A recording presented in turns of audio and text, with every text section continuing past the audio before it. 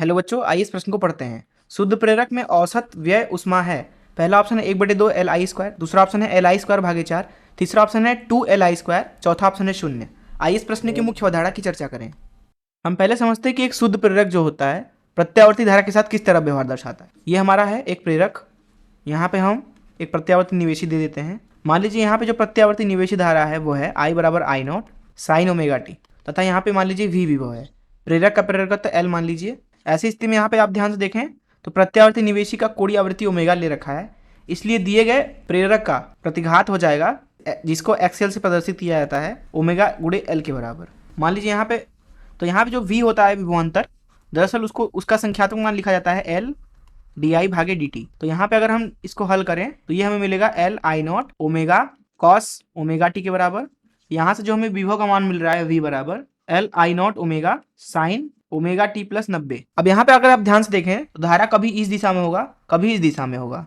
अब अगर हम किसी भी एक प्रत्यावर्ती परिपथ के अंदर औसत शक्ति का मान निकालना चाहें, जिसे पी एवरेज से दर्शाया जाता है 0 से t समय के लिए अथवा बहुत ही लंबे समय के लिए, तो उसका मान लिखा जाता है विभवांतर का वर्गमूल माध्यमान मान गुणे IRMS गुणे cos फाई। जो यहाँ cos फाई होता है उसे बोलता है उसको बोला जाता है शक्ति गुणांक। cos फाई का मान होता है R/Z के बराबर। ये सूत्र है किसी भी परिपथ के लिए। तो यहाँ पे अगर हम इस शुद्ध प्रेरक के ऊपर इसको लगाएं तो यहाँ पे औसत शक्ति का मान लिखा जा सकता है 0 से t समय के लिए अथवा बहुत ही लंबे समय के लिए VRMS IRMS cos फाई जो कि है R/Z। लेकिन क्योंकि यहाँ पे हमने एक शुद्ध प्रेरक ले रखा है, शुद्ध प्रेरक का मतलब है कि यहाँ पे R का मान 0 है, C भी 0 है, इसलिए अगर आप यहाँ पे ध्यान से देखें तो ये R 0 हो जाएगा, जिसका मतलब ये है कि ये जो पूरी शक्ति है वह भी 0 के बराबर आ जाएगी। तो इस मुख्य अवधारणा से अगर इस प्रश्न को हल करें, यहाँ इस प्रश्न में पूछा जा रहा था कि शुद्ध प्रेरक में औसत व्यय उष्मा होती है।